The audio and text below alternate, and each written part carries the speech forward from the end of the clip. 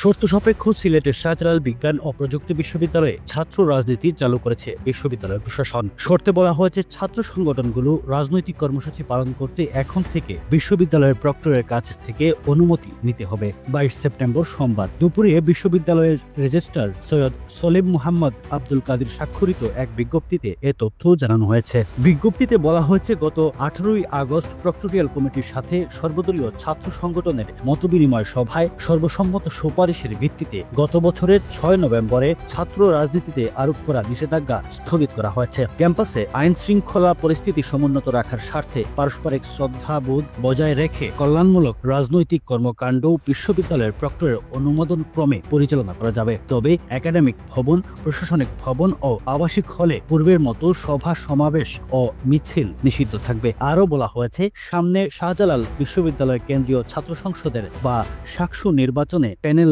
গঠন ও পরিচিতিমূলক অনুষ্ঠানসমূহ সংশ্লিষ্ট হল প্রশাসনের অনুমতি সাপেক্ষে আয়োজন করা যাবে।